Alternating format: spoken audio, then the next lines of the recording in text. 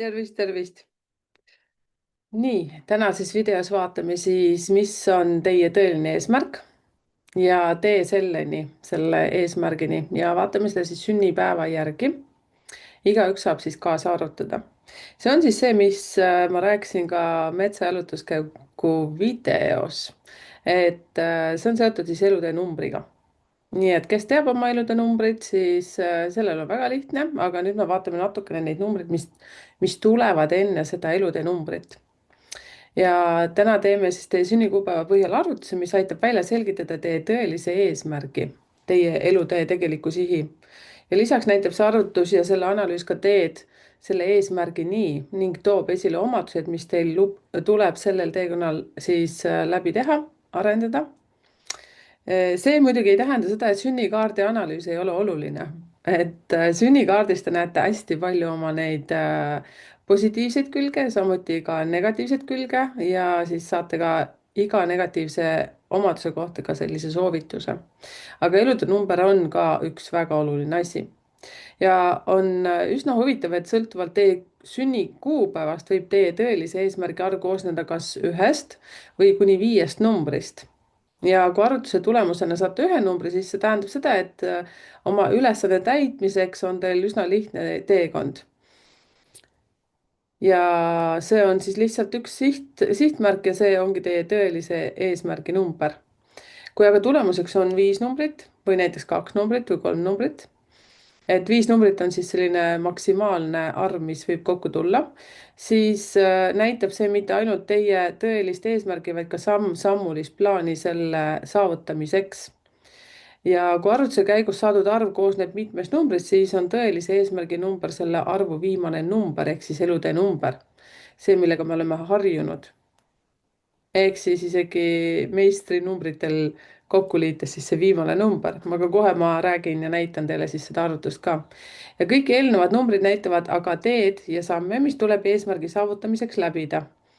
Et teisisõnu ei piisa siis siin ainult lõppeesmärgi täitmisest, vaja on läbida kõik need etapid. Ja arvutamiseks vajame siis täielikult siis sünnikuupäeva ehk siis päev, kuu ja aasta ja siis need tuleb kõik kokku liita. Ehk siis võtan näiteks 19. juuli 1992 ja näitan siin ka korraks seda tabeli peal, ma loodan, et te näete.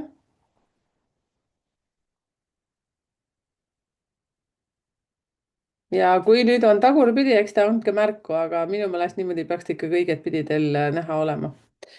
Jah, pange kasvõi siis pausile, aga ma kohe siis räägin, et kõigepealt siis liidate kokku, tegelikult siin ongi näha, liidate kokku. Issand, ma tahaks ka näha natukene. Siis noh, näide on 19. juuli 1992, liidate kokku, siit saate siis 38. Siis kirjutate üles endale juba 3 ja 8, siis 38 liidate omavahel kokku, see on 11, ehk siis te saate siit juurde veel neid numbreid, siis 1 ja 1. 1 ja 1 panete siia ja siis 1 pluss 1 kokku liites on 2, nii et siis siia lõpuks see 2. Ja kui teil liitmisel tuli näiteks kohe ühekohaline arv, no näiteks, kes on sündinud siin, no näiteks on 1. jaanuar, näiteks 2000, siis liidadki kokku selle 1 pluss 1 ja pluss 2 ja saadki tulemuseks kohe 4. Ja see ongi siis lõpptulemus. Sel juhul edasist arvutust ei tehta ja just see number 4 siis on siis see tõeline eesmärk. Vaata kui huvitav, jah? Ja kui aga siis nagu meie näites, ehk see näide, mis ma teile tõin, tuleb siis kahekohaline arv, siis kirjutad selle 2 numbrit üles ning liidad need omavahel. Ehk siis siin näites oligi, tuli ta siis 38, 3 ja 8 siis siin all, nagu te näete, siis kirjutate selle kõigepealt ülesse ja siis see 11 ja siis sul ongi seal juba 3, 8, 1 ja 1, siis liidad veel kokku seal omavahel, siis tuleb see 2. Ja kui sul tuleb siis ka see 5-kohaline või 3-kohaline või 2-kohaline arv, siis näiteks kui sünnikuupäeva numbrite summa tuli 23, siis liidad see 2 + 3 kokku, tuleb siis lõpuks 5 ja sul ongi siis 2, 3 ja 5. Või tuli näiteks 26, siis sinu numbrid ongi 2, 6 ja 8. eks kui jääb väga segane, siis kirjuta siia lõppu või aidake siis ka kommentaarides siis teineteist. Ja kui näiteks siis esimesteks arvudeks tuli see meistrinumber 11, siis tuleb seda ikkagi edasi liita, nii et 1 + 1 ja siis 2.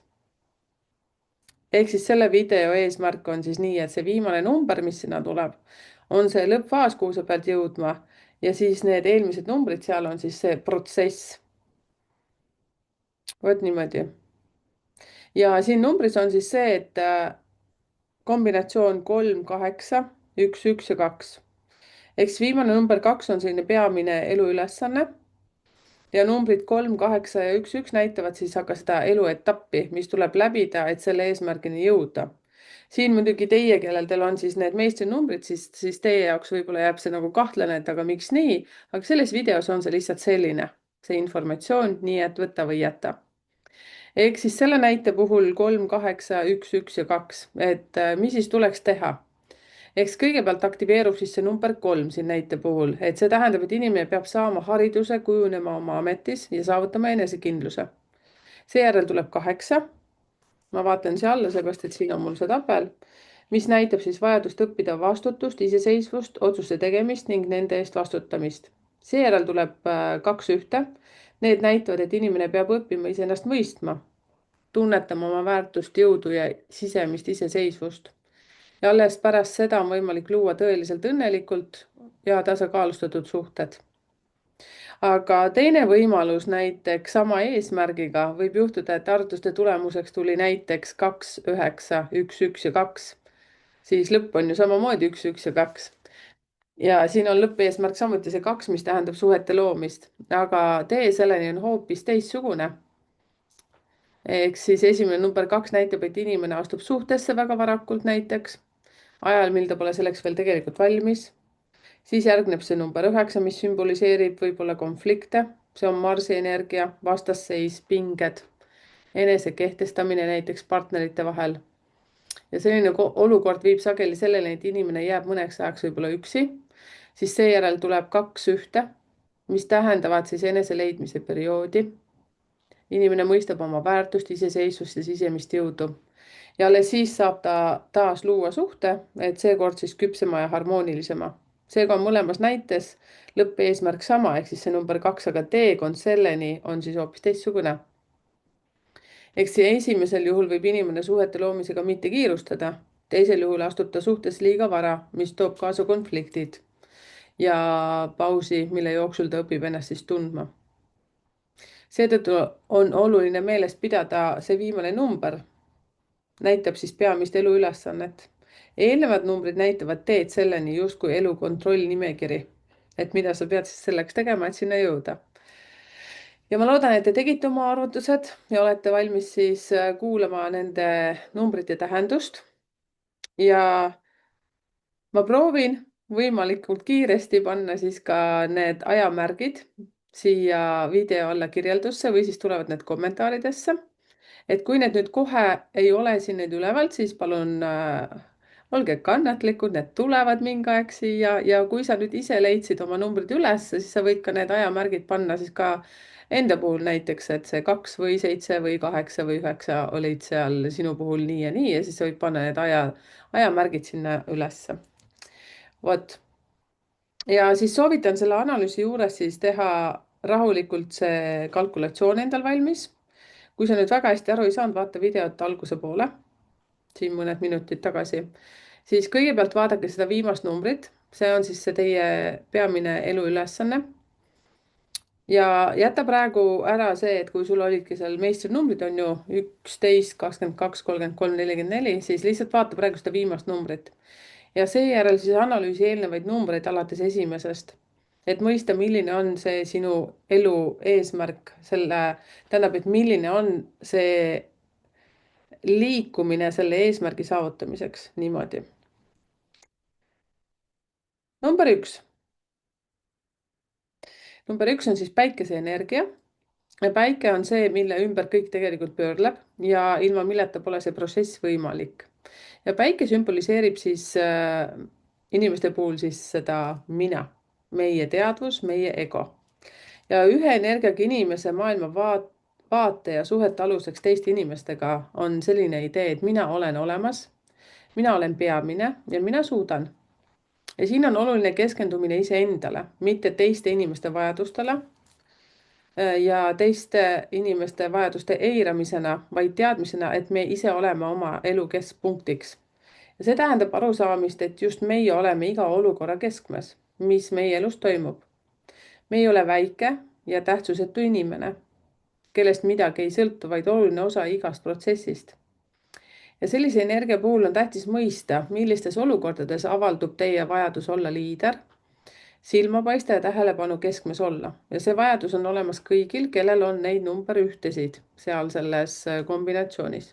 Kuid see võib avalduda väga erineval moel, sõltuvalt sellest, kui hästi inimene suudab ennast kuulata ja mõista. Kui aga ühe energiaga inimene eitab oma vajadust olla tähelepanu keskmes või olla liider, tähendab see tavaliselt, et ta on selle soovi nii sügavale endasse peitnud, et ei suuda seda enam isegi üles leida. Sel juhul hakkab maailm seda energiat esile kutsuma negatiivsete sündmuste kaudu, kriitika, lugupidamatus või olukordade kaudu, kus teised inimesed püüavad just siis teid kontrollida. Ja see kestab siis seni, kuni inimene ütleb iseendale, et ei, et minuga niimoodi ei käituta. Kui ta hakkab kiirgama liidri enesekindlust, teadmist, et temaga ei tohi niimoodi käituda. Suguvõsa seisukohalt on ühe energiaga inimesed need, kes on tulnud uuendama oma suguvõsa liini. Ja see võib avalduda näiteks uue elukutse kaudu, mida suguvõsas varem pole olnud, uue elukoha kaudu või täiesti uue elutaseme saavutamise kaudu. Teistele inimestele võivad nad vahel tunduda kangekaelsed, egoistlikud või isegi ülbed, kuid tegelikult on neil vaja neid omadusi lihtsalt nende parimas ja kõrgeimas vormis. Ehk siis, kui sa said need number 1, siis sa tead, milline teekond sul on. Aga siin on vaja siis enda puhul ise aru saada, kas see on siis ego baasil, kas sa oled siis plussis või negatiivses mõttes. Sest siin on vaja õppida iseennast esikohale panna, aga mitte nii, et sa teisi inimesi maha materdad. Number 2. 2 on siis selline kuu energia. See on emotsioonide, meeleolu ja sisemise seisundi sümbol. Ja kuu ei paista ise, ta peegeldab pigem seda päikseenergiat, päiksevalgust. Seetõttu on selle energiaga inimestele omane maailmavaade, mis põhineb sellisel ideel. Ma ei ole üksi, mul on kellele toetuda ja kelle nimel pingutada. 2 sümboliseerib siis meie jaoks kõige tundlikumaid ja emotsionaalselt tähtsamaid suhteid.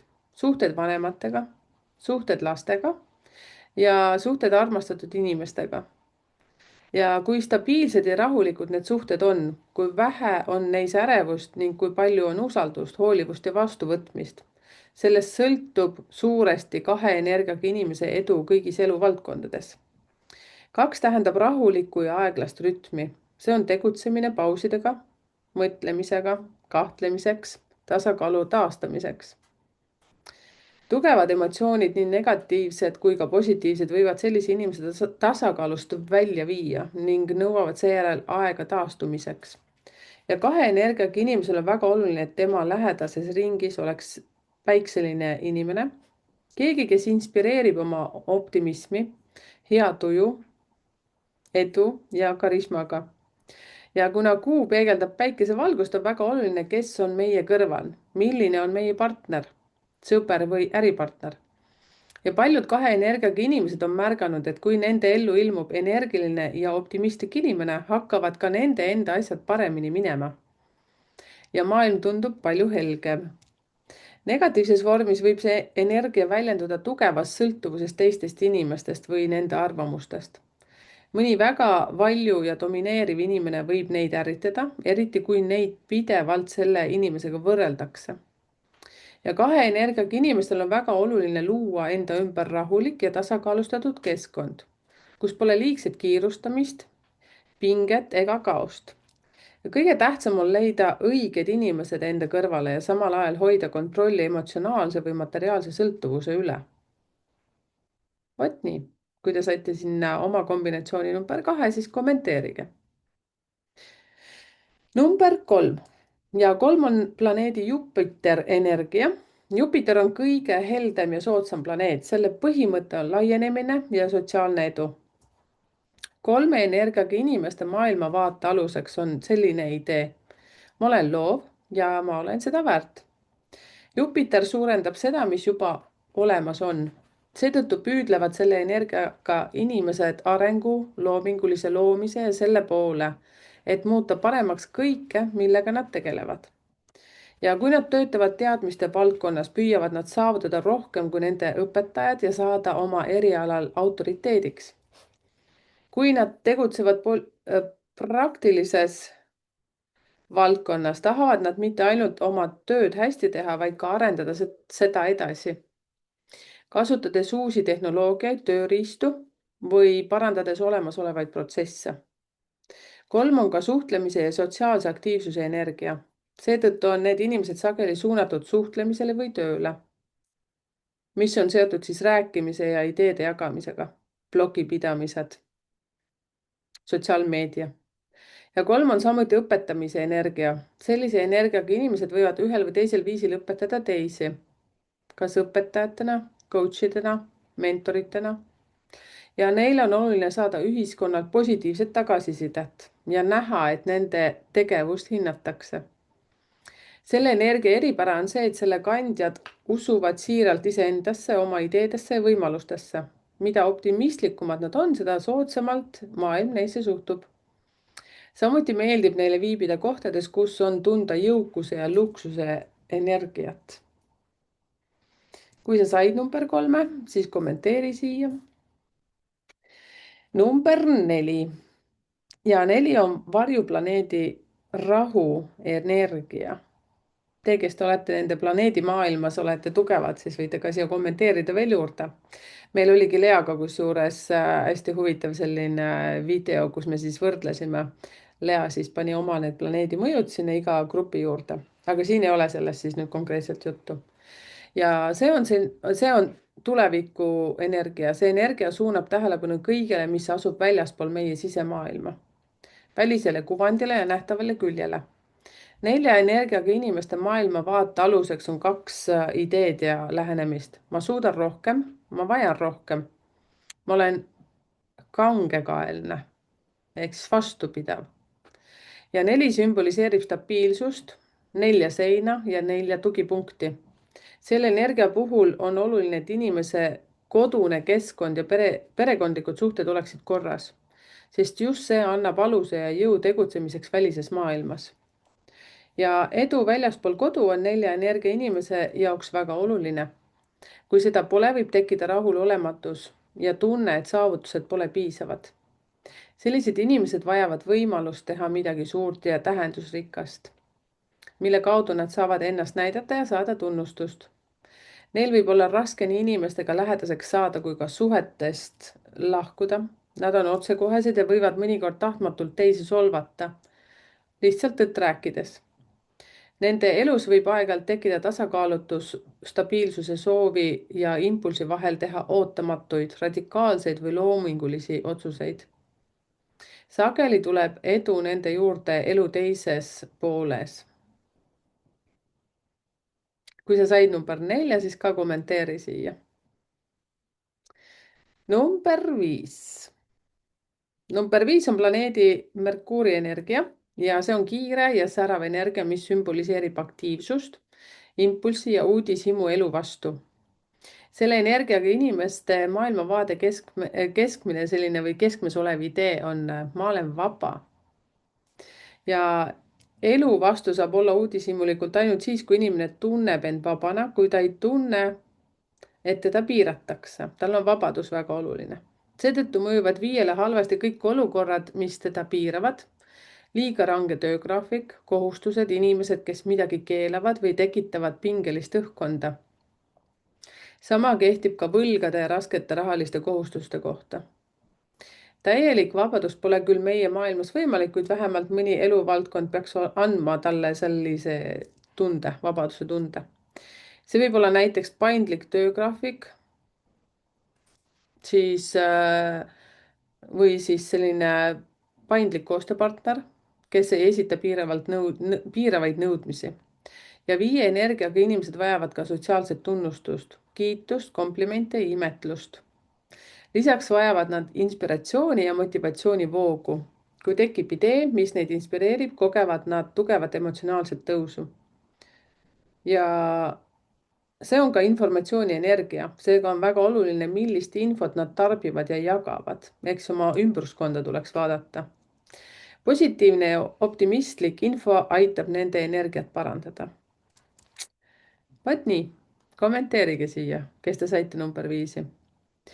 Number 6 ja see on siis armastuse energia, nii nagu ma olen öelnud, Veenuse energia. See sümboliseerib siis armastust, ilu, rõõmu ja heaolu. Selle energiaga inimeste põhimõte on, et ma armastan, ma loon ja ma naudin. Need on rahulikud ja põhjalikud inimesed, kelle jaoks on tähtis sügavus, kvaliteet ja armastus. Nende elu aluseks on perekond ja perekonnasisesed suhted. Kui isiklikus elus on probleeme, võib see mõjutada ka rahalist olukorda. Samuti tekitab negatiivse mõju see, kui inimene teadlikult keeldub armastamast oma tööd, kodu või lähedasi. Kui inimene teeb iga päev midagi, mida ta ei armasta, ei too see tõelist edu. Ja 6 energiaga inimestel on oluline tegutseda sisemise nõusoleku tundes. Kui midagi tekitab tugeva sisemise protsessi tai protesti, tähendab see tavaliselt, et see pole õige tee. Oma siis kõhutunnet peaks tajuma. Ja samuti on nende jaoks oluline midagi omada, midagi, mille kohta saab öelda, et see on minu oma ja ma hoolitsen selle eest. See on selline armastuse energia, tal on seda iseendale vaja ja tal on vaja seda tunnet ka kellelegi välja anda või millelegi välja anda.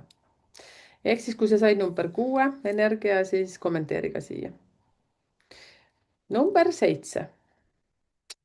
Ja 7 on sellise varjuplaneedi Ketu energia ja see sümboliseerib vaimsust, minevikku ja kogunenud karma kogemust. Ja selle energiaga inimeste põhimõte on, ma mõtlen.